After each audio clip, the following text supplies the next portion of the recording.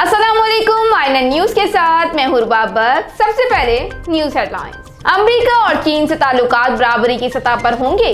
वफाकी वज़ीर दाखिला शेख रशीद अहमद ने बलूचिस्तान में दहशतगर्दी में इजाफे का एतराफ़ करते हुए कहा कि बलूचिस्तान में 10 जवानों ने जान की कुर्बानी दी है। BLA और TTP की दहशतगर्दी का मिलकर मुकाबला करेंगे।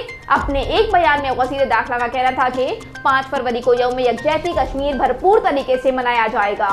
आज हिंदुस्तान का मुसलमान आसमान की तरफ देख रहा है या पाकिस्तान की तरफ देख रहा है। सदारती निजाम की बाज़गश्त से मुतालिक सवाल पर शेख रशीद का कहना था कि वफाकी काबीना में सदारती निजाम के हवाले से कोई बात नहीं हुई।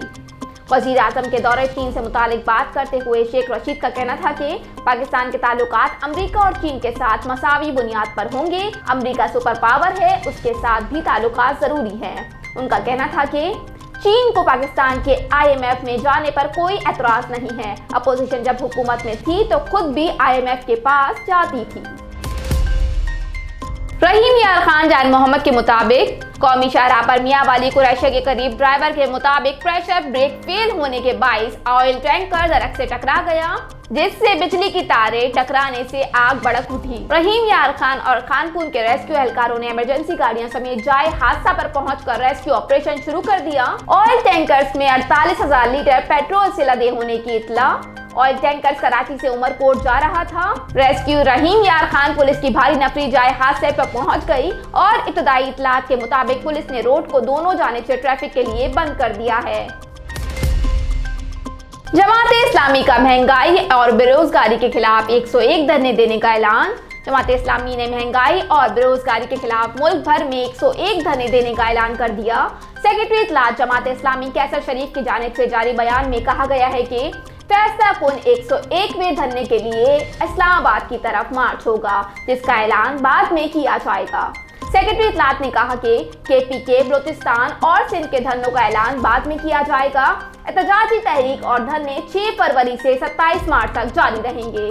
6 फरवरी को पहला धरना गुजरात में होगा, 13 फरवरी को शेखुपुरा में और 18 फरवरी को गुजरावाला में धरना होगा। सेक्रेटरी इत्तलात के मुताबिक 4 मार्च को ओकाड़ा और साहिवाल, 5 मार्च को फैसलाबाद, 11 मार्च को टोबा टैक्सिंग और झंग, 12 मार्च को चनियोट, 13 मार्च को ननकाना साहब, 18 मार्च को हाफिजाबाद, 19 मार्च को सियालकोट और 20 मार्च को कसूर में धरना होगा।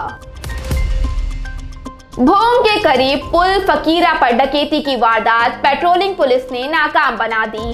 SP पेट्रोलिंग भावलपुर चौधरी मोहम्मद शरीफ की तरफ से सर्टिफिकेट और नकद इनाम का ऐलान।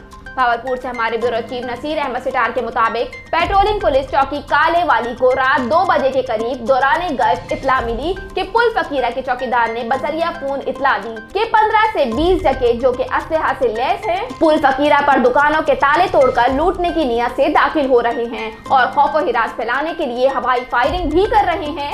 पेट्रोलिंग पुलिस चौकी कालीवाली मौके पर पहुंची और मुतालिका थाना भोंग को इत्तला दी और मुतालिका थाना भोंग के साथ साथ एलिट फोर्स को भी इत्तला दी। पेट्रोलिंग पुलिस को आता देखकर मुलजिमान ने लूटा हुआ माल छोड़कर फायरिंग शुरू कर दी। पेट्रोलिंग पुलिस की तरफ से जवाबी फायरिंग पर मुलजिमान रात के अंधेरे का फायदा उठाते हुए कमात की फसल में छुपकर फरार होने पे कामयाब हो गए। पेट्रोलिंग पुलिस ने लूटा हुआ माल मालिकान के हवाले किया। पेट्रोलिंग पुलिस के जवानों की तरफ से जान की परवाह किए बगैर डकैती की वारदात नाकाम बनाने पर अहले इलाका ने पेट्रोलिंग पुलिस को खराज तहसीन पेश किया है, जबकि SP पेट्रोलिंग भावलपुर चौधरी मोहम्मद शरीफ ने पेट्रोलिंग एहलकारों को रोड सर्टिफिकेट के साथ साथ नकद इनाम देने का भी ऐलान किया है।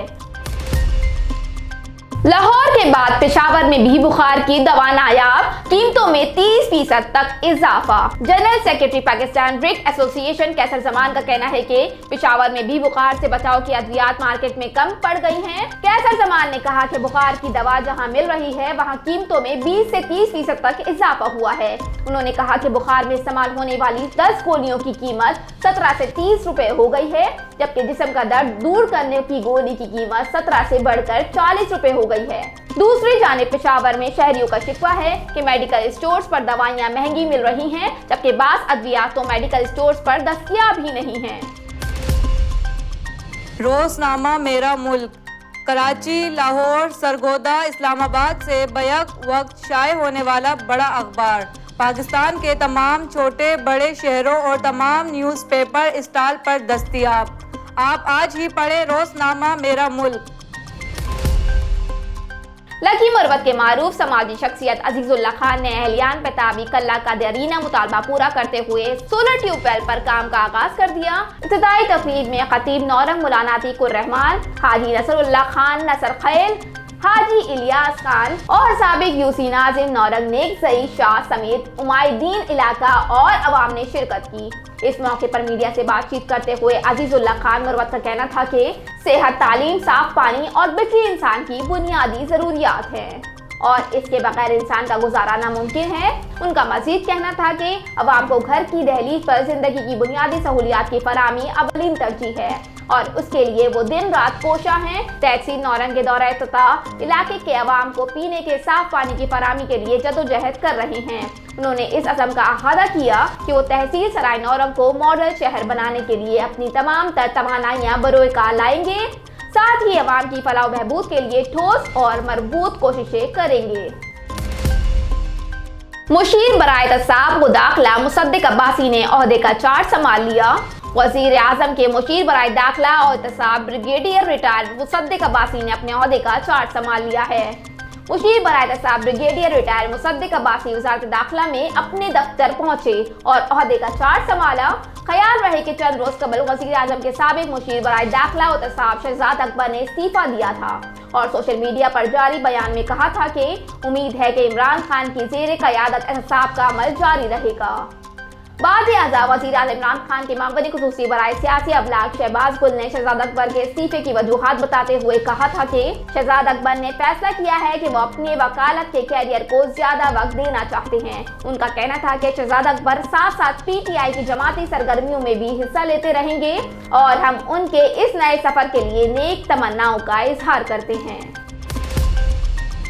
वज़ीर आला पंजाब उस्मान बुज़दार के विजन के मुताबिक फतेहपुर में कब्जा माफिया के खिलाफ कार्रवाइयां जारी। डिप्टी कमिश्नर मोहम्मद शहबाज हुसैन की हिदायत पर महकमा रेवेन्यू का काबजीन के खिलाफ ऑपरेशन।